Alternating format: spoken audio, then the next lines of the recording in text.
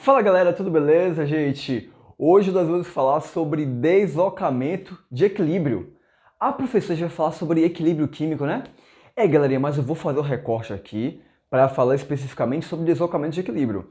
Porque você sabe que nossa metodologia é foco naquilo que é mais importante. Normalmente, quando eu converso com os alunos sobre equilíbrio químico, a maioria de vocês, galerinha, pode falar a verdade, tá? Se não for, tudo bem, mas a maioria pensa na fórmula. Professor, como é que é mesmo aquela fórmula para constante de equilíbrio? Inclusive, os alunos eles acham, às vezes, que o química é um assunto cheio de fórmula, viu? Tem aluno que acha que química tem um bocado de fórmula. Tem gente que acha que química tem que gravar a tabela periódica, isso é a galera mais antiga, né? E tem muito aluno hoje ainda que acha que química tem muita fórmula. Que maluquice isso aí, galera? Rapaz, química, se você tiver que usar fórmula, você tem umas 4 ou 5 aí no máximo. Mas assim, equilíbrio químico tem a fórmula para calcular a constante de equilíbrio, né? O Kc ou o Kp. Inclusive, toda vez que eu falo Kp, eu tenho a impressão que algum aluno vai achar que eu estou abreviando o capeta. Só que eu sempre falo isso, o Kc e o Kp, né? E eu fico imaginando um aluno dizendo, professor, Kp? Como assim Kp, professor? Só que, na verdade, ninguém nunca pensa isso, eu acho. Então, se você pensou isso já, mas disfarçou e não falou nada, comenta aí, tá bom? Mas caso você nunca pensou também, eu quero saber disso da sua parte, tá? Mas o ponto, galerinha, é que constante de equilíbrio cai muito pouco. No Enem, inclusive, só caiu constante de equilíbrio uma única vez, que foi no Enem de 2016, beleza? E foi uma questão que não era para calcular exatamente a constante. Era para calcular a constante, mas era envolvendo uma manipulação de constantes. Eu pegava 3 equações, manipulava as 3 equações para achar a equação de uma equação global. Para achar a constante, desculpa, de equação global. Parecia uma questão de lei de Reis, só que em vez de calcular com entalpia, era calcular a constante. Era uma questão muito difícil. Pouquíssimas pessoas acertaram. Então, eu gosto de enfatizar isso porque aquilo que às vezes eu não acho que é o mais importante, às vezes nunca caiu, ou caiu uma única vez na prova e foi uma questão difícil. Poxa, minha gente, não é possível isso. Não é possível isso, que ninguém está sabendo disso. Agora, em contrapartida, deslocamento de equilíbrio, caiu o que no Enem? Em 70% das questões de equilíbrio? Mais ou menos isso. Cai muito deslocamento de equilíbrio, cai também um pouquinho de equilíbrio ácido base também, análise de Ka, de Kb. Mas o mais importante mesmo, de longe aqui, gente, deslocamento de equilíbrio. Então vem comigo que essa aula vai ser sucesso. Então aproveita para te chamar, gente, se você ainda não se inscreveu no canal, já se inscreve aqui agora e também comenta aqui se você gostou do vídeo, beleza? Para eu saber que você está aqui comigo, tá bom? Galerinha, a gente vai dar um passo atrás para definir primeiramente o que é o equilíbrio químico e assim a gente comentar de fato sobre o deslocamento do equilíbrio. Tem que saber primeiro o que é o equilíbrio, né? Então, galerinha, a gente define que equilíbrio químico é o estado de um sistema, ou seja, o equilíbrio é um estado de um sistema, tá? Em que as velocidades, tá? Grava aqui que eu estou falando da velocidade. A velocidade das reações direta e inversa se igualam. Beleza? Quando eu falo de deslocamento de equilíbrio, eu falo de um sistema em que as velocidades da reação direta e inversa se igualam. Beleza, galerinha? Então aqui a velocidade da direta e inversa tem que estar igual. Eu vou aproveitar para comentar com você o que é velocidade de reação inversa. O que é uma reação inversa? Galerinha, aqui eu botei como exemplo uma reação em que reage N2 com H2 formando NH3. Daqui a pouco eu vou te explicar por que eu escolhi essa equação. Porque existe um motivo muito importante para isso, que inclusive já caiu no Enem, tá bom? Então, galerinha, nessa reação aqui o que acontece? As moléculas do N2, tá bom? As moléculas do N2 reagem, elas colidem, me desculpa, com as moléculas do H2. As moléculas de N2 estão aqui no sistema, e nesse sistema também tem H2. Daí, o contato entre as moléculas de N2 e H2, esse contato vai dar origem a um produto, se essa colisão dessas moléculas for efetiva. Para você que não sabe o que é colisão efetiva, tem um vídeo aqui no canal, tá bom, galerinha? Falando sobre a teoria das colisões. Inclusive, gente, vou dizer para vocês que é um motivo para mim de muita alegria ter um canal, tá dando aqui uma aula e poder dizer, gente, tem um vídeo já sobre isso. O canal tá aqui no ar, deve ter mais ou menos um pouco mais do que 3 meses, mas já foram muitos vídeos produzidos, tá? Então já tem conteúdo aqui de tudo que é coisa, tá? Você pode achar muita coisa aqui já aqui por dentro. Então, galerinha, para que seja formado NH3, precisa haver choque, contato entre as moléculas do N2 e do H2. Essas moléculas precisam se encontrar. E é nesse contato que tem formação do nosso produto, a molécula da amônia. Galerinha, o detalhe é que no dado instante em que começamos a formar amônia, começamos a formar NH3, as moléculas de amônia formada, elas também podem começar a colidir entre si, ter novos rearranjos de átomos se for uma colisão efetiva e voltar a formar reagentes.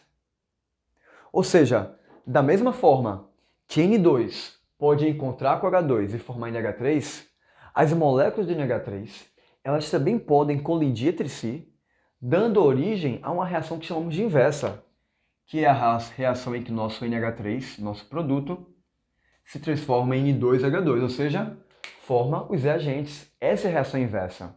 Tá? Então, quando eu falo de reação direta, nós estamos falando da reação convencional, em que reagentes se transformam em produto. Agora, se a reação for reversível, nosso produto se transforma em reagente. Daí chamamos de reação inversa. Galerinha, quando nós falamos sobre uma reação sem inversa, parece às vezes que é uma exceção. Nossa, professor, então um produto pode virar reagente? Parece que é uma reação excepcional que acontece só nesse caso aqui. Mas, na verdade, praticamente toda reação é ou pode ser reversível. Isso é praticamente na totalidade das reações. Existem duas situações para uma reação não ser reversível, porque a princípio, pense que sempre que tiver reagente formando um produto, também tem ali produto formando reagente. Beleza? Pode pensar dessa forma. Agora, em quais casos isso pode mudar um pouquinho? Primeiro, tem casos que a reação direta ela é tão favorecida que a gente finge que a inversa nem acontece. É tipo assim, a cada 10 milhões de vezes que essas moléculas colidem e formam um produto, aí vai ter uma que esse produto ele volta a ser reagente. Então, em termos práticos, às vezes, nem faz diferença. Às vezes, um sentido da reação é tão mais importante que o outro que a gente finge que o outro nem existe. Em termos práticos, não faz diferença. Beleza? Então, existe essa situação que a gente desconsidera esse equilíbrio, essa reação ser reversível por termos práticos. Então, a segunda situação, que é específica para sistemas gasosos, como esse. Galera, equilíbrio só vai ser atingido se o sistema for fechado. Porque se eu produzo um gás, galerinha, e o sistema está aberto, esse gás escapa. E se o gás escapar, se eu ficar sem gás aqui, se eu ficar sem um produto, como é que vai ter reação inversa? Se não tiver produto para voltar a ser reagente, como é que vai ter reação inversa? Não vai. Então, se eu tiver a produção de um gás, de uma substância gasosa, só vai ter reação inversa se o sistema estiver fechado. Então, duas considerações rápidas aqui, para você entender melhor que, na maioria dos casos, o sistema tem equilíbrio. Agora, uma observação aqui, gente, importante. Eu vou puxar isso aqui lá para o lado de cá, tá bom? Aliás, tem um espaço aqui, né? Não confunda essa setinha com essa setinha. Parecem ser idênticas, né? Mas faz toda a diferença. Alguém sabe aqui, gente, qual é a diferença da primeira setinha para a segunda setinha? Eu vou te dar aí 3 segundinhos para você pensar, tá? E você sabe que segundinho quando eu dou, eu tenho que fazer uma coisa estranha, né, gente? É uma coisa natural minha. Eu começo a fazer coisas estranhas quando eu te dou tempo. Então, 3, 2, 1. E vamos comigo. Qual a diferença, então, de cada uma dessas setinhas? Gente, se tiver algum programa de televisão aí precisando de apresentador, tá? Manda aí meu currículo pra lá, porque eu acho que eu me daria super bem, gente. Eu acho que eu realmente tenho uma desenvoltura muito boa pra isso, tá bom? Mas então, essa é a setinha de equilíbrio. Essa seta indica que existe reação direta e reação inversa. Essa é a setinha para ressonância. Por exemplo, no benzeno, a gente coloca essa setinha aqui do benzeno para indicar ressonância. Ressonância, para quem não sabe, é um processo em que ocorre movimentação de elétrons π, de elétrons de uma ligação π. Então, às vezes, existe mais de uma forma de representar uma substância. E aquelas formas são formas que estão em ressonância. Eu ia falar uma coisa errada, eu ia dizer que uma se converte na outra, mas na verdade não é isso. Na ressonância, você tem duas formas e nenhuma delas são reais. O que existe, na verdade, é um intermediário entre aquelas formas apresentadas. Então, quando eu coloco duas substâncias em uma setinha como essa aqui, o que a gente está dizendo é que nenhuma das duas são reais. O que existe, na verdade, é um híbrido daquelas duas formas. Isso chamamos de ressonância. Então, não confunde uma coisa com outra aqui, tá bom, galerinha? Isso aqui já é uma coisa já que pouquíssima gente sabe, tá? Eu disse para vocês que eu tive um motivo especial para escolher essa reação. Eu quero te falar por que eu escolhi essa reação, galerinha. Primeiro, o Enem 2018 cobrou essa mesma substância aqui, ó, o NH3. Alguém sabe como se chama essa substância, galerinha? NH3? Vá pensando aí, tá? Essa foi uma questão ímpar. Porque foi uma questão que dizia basicamente que existia um cara no caminhão, não, existia um caminhão transportando certo produto químico. E que aquela substância transportada, ela está atrelada a ela, existe uma identificação. O caminhão tinha uma identificação dizendo qual eram as características daquela substância. Porque, por exemplo, o caminhão cai. E aí, será que aquilo ali é uma coisa que pode pegar fogo? Será que ali tem uma coisa corrosiva?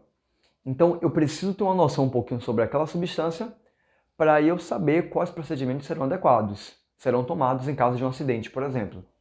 Então, é basicamente esse o contexto da questão.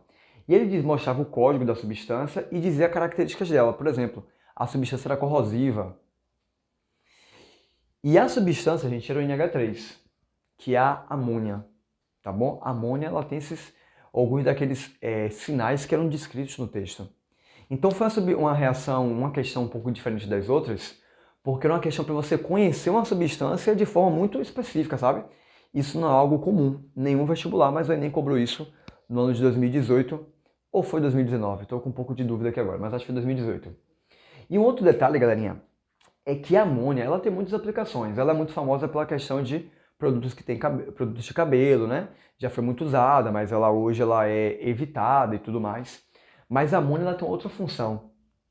A amônia ela é uma precursora, é uma das formas de produzir o ácido nítrico. E o ácido nítrico, gente, ele é usado para a produção de fertilizantes e explosivos. Por exemplo, sabe o que quer dizer TNT, gente? Você sabe o que quer dizer TNT? Agora é o momento de você aprender uma coisa que você vai tirar a onda aí fora, tá bom? Não sei se você joga Minecraft, porque tem uma galerinha aqui que já é um pouquinho grande, mas joga Minecraft sem vergonha de falar. Entendeu, gente? Aí, tipo assim, não, imagine. Eu não sei se você deve, porque tinha um jogo chamado Rabotel.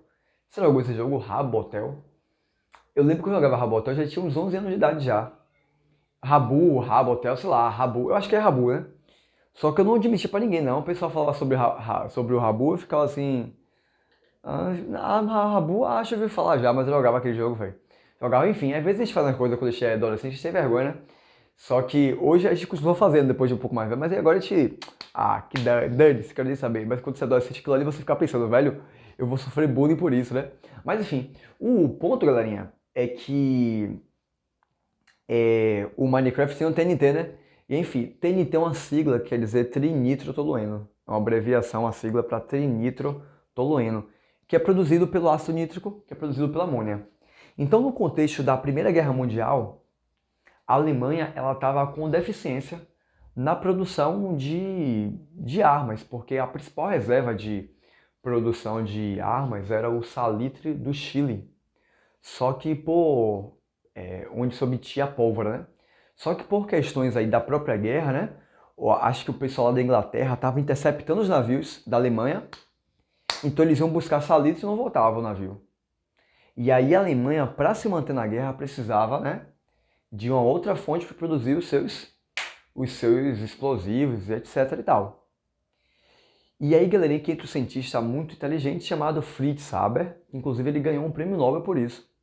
Fritz Haber, ele era um patriota, muito apaixonado aí pela Alemanha. Inclusive, ele trabalhava realmente para o exército alemão. Tem um relato até de ele saindo aí, por aí, campo afora, com armas químicas e inclusive ele foi muito condenado por isso e tudo mais. Mas o ponto é que ele conseguiu produzir, através dos princípios que eu vou comentar com vocês aqui hoje, a amônia em escala industrial. E pela produção da amônia em escala industrial, foi possível tanto a criação de fertilizantes, quanto de mais explosivos. E por isso a Alemanha conseguiu se manter por mais tempo na guerra. Esse detalhe que eu acabei de falar dessa história, já caiu no Enem de 2019, ou foi foi 2019, só que foi uma questão de biologia. Ou foi 2020, tô na dúvida, gente. Hoje a memória não está 100% não, mas foi questão de biologia aqui que fala sobre o ciclo do nitrogênio. Aí ele comentava um pouquinho sobre essa questão aqui que eu acabei de falar de Fritz Haber. Inclusive foi um prêmio Nobel muito questionado porque, né, o cara produzia armas, mas o cara dizia, alguém vai dizer, mas ele também produziu fertilizantes, então tem uma conversa em torno disso aí. Mas o ponto é que tudo que eu vou te mostrar aqui agora, Fritz Haber aplicou para conseguir a produção da amônia em escala industrial. A história termina um pouco mais triste do que isso, porque na Segunda Guerra Mundial, quando Hitler assume o poder, Fritz Haber ele vai ser exilado, porque ele era judeu.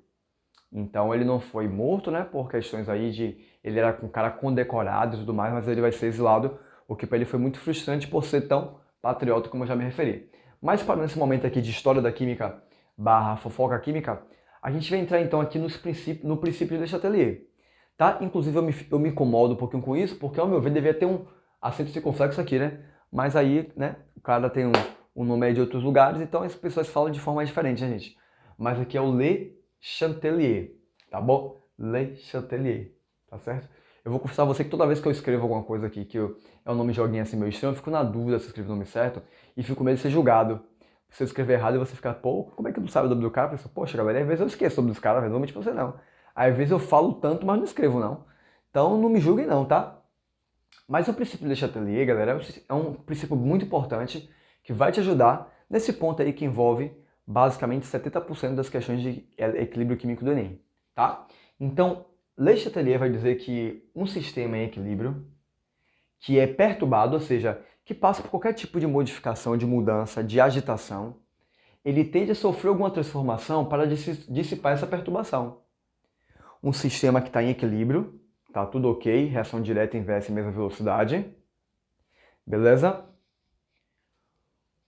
Quando ele é perturbado, ou seja, você muda algo naquele sistema, ele tende a fazer algum tipo de modificação para que aquela perturbação seja dissipada, tá? Vale lembrar, galerinha, que quando eu falo de equilíbrio químico, a velocidade está igual, né? Como eu disse. Isso quer dizer que o equilíbrio, você não percebe nenhuma mudança aparente na composição do equilíbrio. Porque eu formo amônia, consumo amônia, formo amônia, consumo amônia, formo gás de nitrogênio, consumo gás de nitrogênio, formo gás de hidrogênio, consumo gás de hidrogênio. Quer dizer, macroscopicamente parece que a reação parou. Parece uma coisa mais dada ali. É como se eu colocasse 100 reais na sua conta agora e você no mesmo momento transferir 100 reais para alguém. Só que pensando que você está fazendo isso, ok? E eu só vou olhar seu saldo no início e no final do dia. Aí eu olho, poxa, como é que eu botei 100 e agora está zerado no final do dia? Porque gastou 100, né? Então se eu estou com a mesma velocidade de consumo e formação, direta e inversa, o sistema parece que está tudo sem mudança nenhuma. Parece que a reação parou de acontecer. Mas acontece, mas você não percebe mais. Tá bom, galera? E é o seguinte, ó.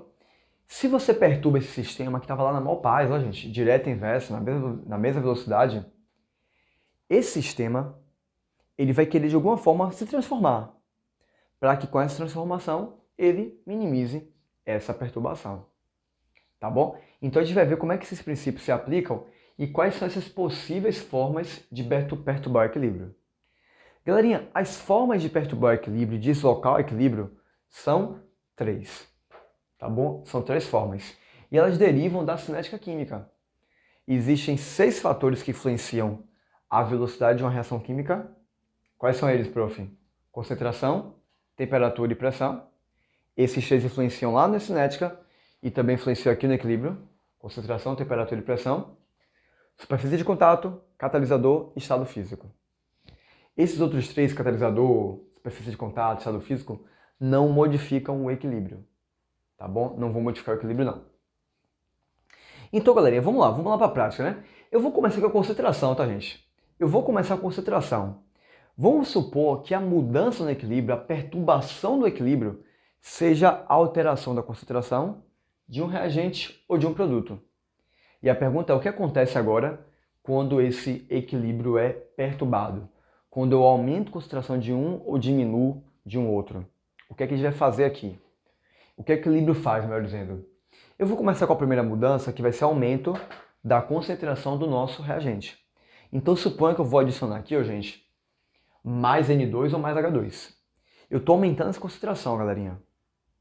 Para você entender isso aqui bem, Ou você vai falar pelo princípio de Le Chatelier, ou você vai pelo caminho de entender bem a teoria das colisões. Eu prefiro saber isso aqui, mas usar mais a teoria das colisões. Eu acho um pouco mais simples. E é bom que o assunto fica mais linkado com o outro, o que te poupa um pouco de tempo, né? Então, galerinha, olha só. Se eu botar muito N2, o que isso tem de consequência? Nós falamos que para a reação direta acontecer, o N2 precisa chocar com H2. Para a reação direta acontecer, o N2 precisa chocar com H2. Beleza? O N2 precisa chocar com o H2. Beleza, prof?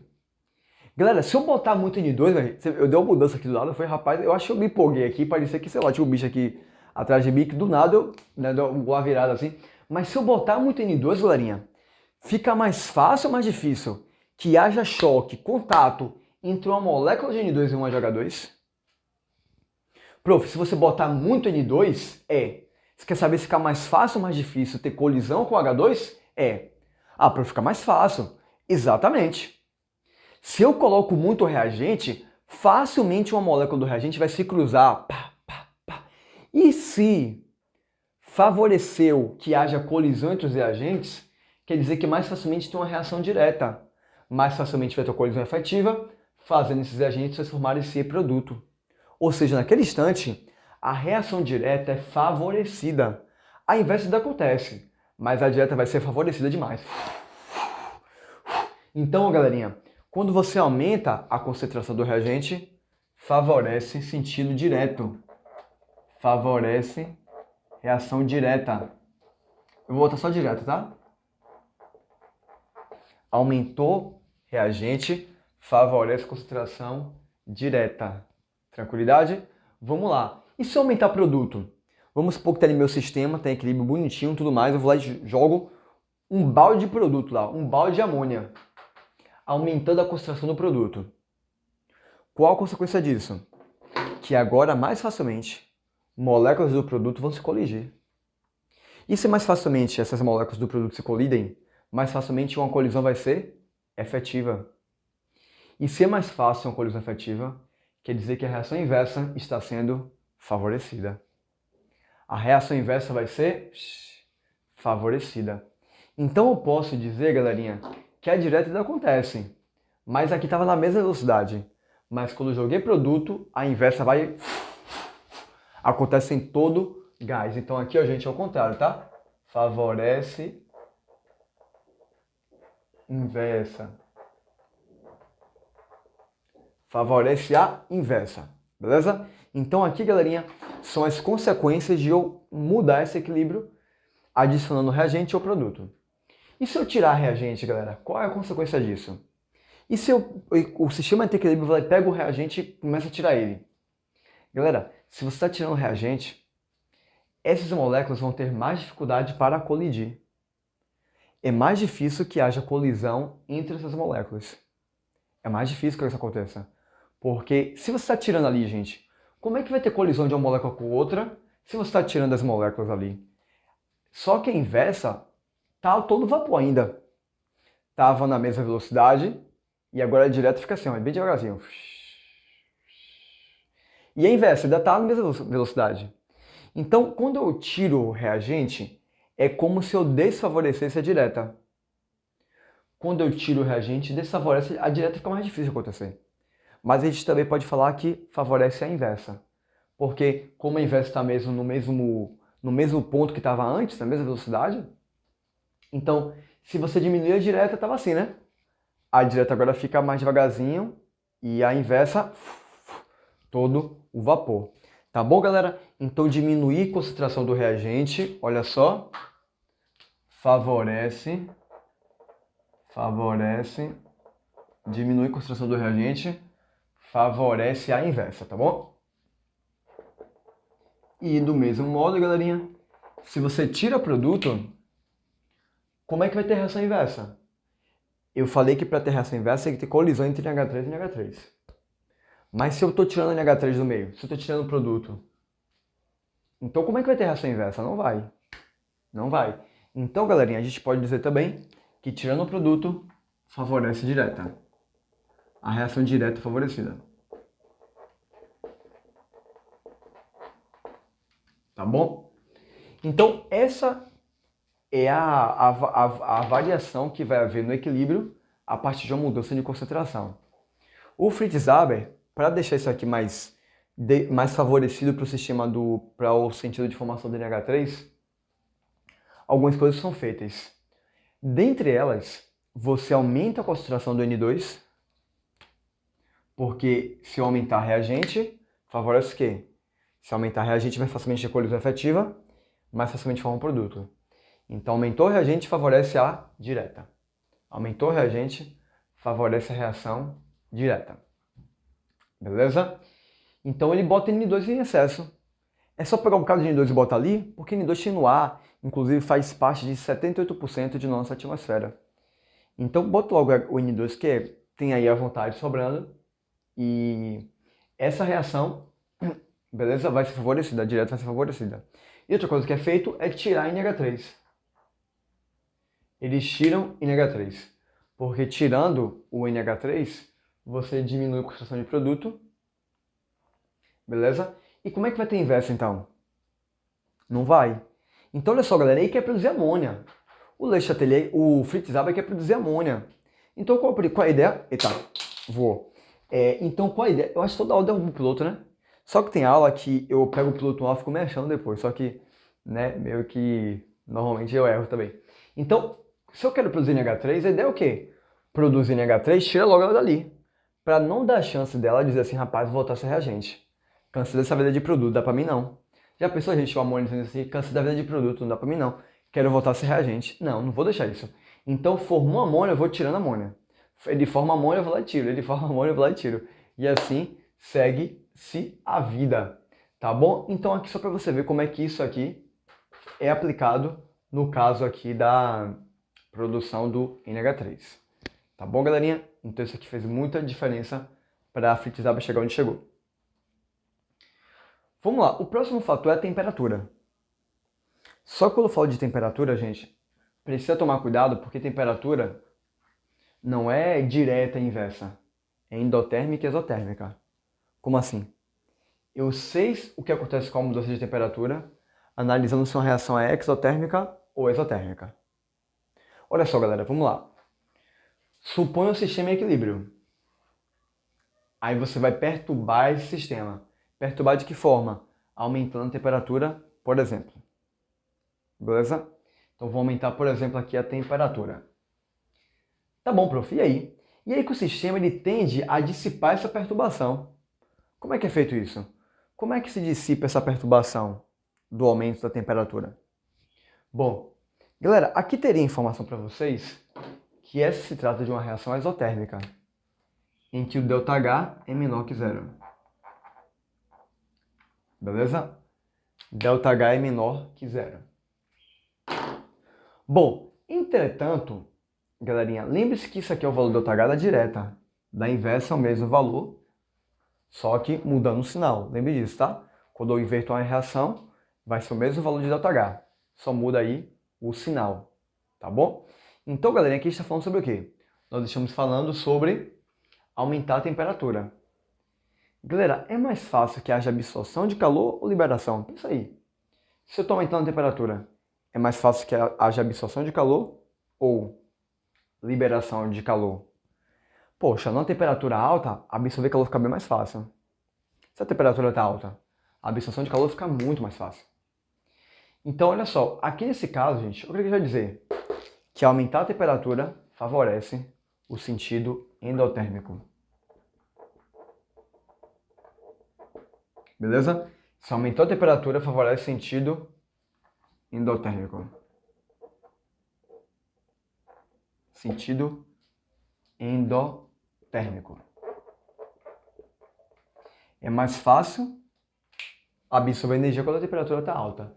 Beleza? Então aqui nesse caso, gente, se eu aumentar a temperatura, favorece o sentido inverso. Porque se é favorecido pelo endo e se de cá é exo, o endo é o inverso.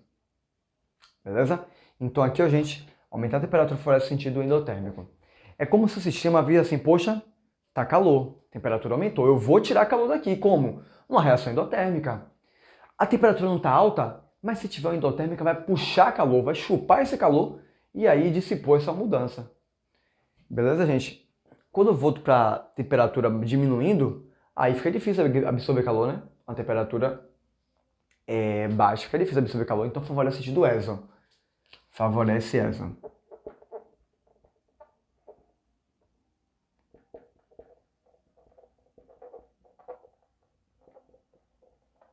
Favorece sentido exotérmico, tá bom? Então, galera, se eu quisesse aqui favorecer direta a produção da amônia, eu tinha que botar a temperatura baixa.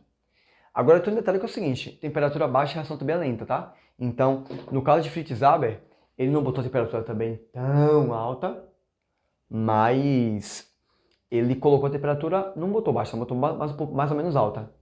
Prof, mas aqui no exotérmico não deveria ser diminuir a temperatura, é só que ela fica lenta. Então, como a gente está falando de uma guerra, de um processo que precisa correr aí quanto tempo, então essa reação é feita a temperatura alta, mas não por conta disso, e sim pelo fato de que a reação iria ficar muito lenta, da forma que está aqui, tá bom? Então, galera, quando eu falo de temperatura, existem esses dois relações. Então sempre lembre que aqui vai ser endo ou exo. Você que tem que olhar o ΔH para saber se a reação é endo ou exo. Aqui não é direta inversa. Aqui é olhar o ΔH e ver o sentido endo que é aquele, o sentido exo que é esse. Beleza? Então também temperatura influencia. Um detalhe importante é que temperatura ela também modifica a constante de equilíbrio. O valor da constante de equilíbrio, beleza? Ele muda quando muda a temperatura. O de cá desloca o equilíbrio, ou seja, joga o equilíbrio para um lado ou para o outro, mas o equilíbrio depois se regenera. E a constante não vai mudar. Mas aqui, temperatura influencia, tá bom? Influencia aí na constante de equilíbrio. Tá certo? Vai modificar o valor da constante de equilíbrio. Pressão, galera, é nosso último fator, tá bom? A pressão, galera, influencia em sistemas gasosos. E a lógica é basicamente o seguinte, ó. Se aumenta a pressão, está diminuindo o volume. Está reduzindo esse espaço. Aumentei a pressão. Beleza? Então vai reduzir um pouco esse espaço aqui, vão se juntar. A ideia é que aumentar a pressão diminui o volume. Vamos pensar dessa forma, tá? E aí, galera, é o seguinte, ó. Se você observar essa equação, meu sistema é todo gasoso. Botei ele justamente por causa do que eu vou te falar aqui agora. Então, o aumento da pressão, ele favorece o lado que tem menos gases. O aumento da pressão favorece o lado com menos gases. Prof, por que com menos gases? Porque aqui, ó, gente, repara que aqui a cada 4 moléculas, né, uma dessa e 3 dessa, que se juntam, formam 2 dessa aqui. Percebe? Aqui eu tenho uma quantidade maior de gás do que aqui. Aqui a operação é maior, aqui ela é mais enxuta. Aqui eu tenho que cada 4 desse, quando se colide, forma 2 do de cá. Então, quando você vai juntando, a ideia é que a reação direta, nesse caso, é favorecida. Favorece sempre o lado com menor número de mol de gás. Beleza? Então aqui, ó, eu vou colocar que aumento da pressão favorece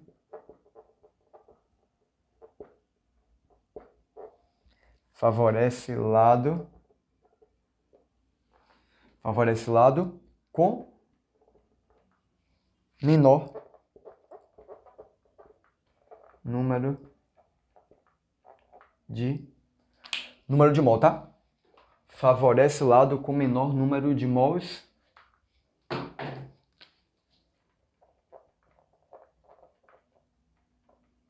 de gás. Espero que esteja dando para ver tudo aí no quadro, gente. Mas assim, ó, que eu botei favorece o lado com menor número de mol de gás. Tá bom? Se você diminuir a pressão, é o efeito contrário. Se você, ó, de novo, tá, gente? Aumentou a pressão, favorece aquele lado que tem menos gases. Por quê? Aumentar a pressão vai diminuir o volume e aí é mais fácil caber menos gases do que muitos gases. No caso de diminuir a pressão, favorece. Beleza? Agora vai ser o contrário, ó. Favorece o lado com maior número de mol de gases.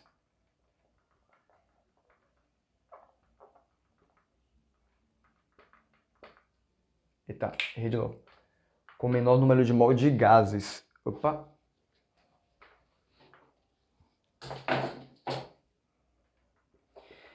Então, aumentou a pressão, gente, aquele lado que tem menos gases, ele é favorecido. Diminuiu a pressão, aquele lado com maior gases, esse é favorecido.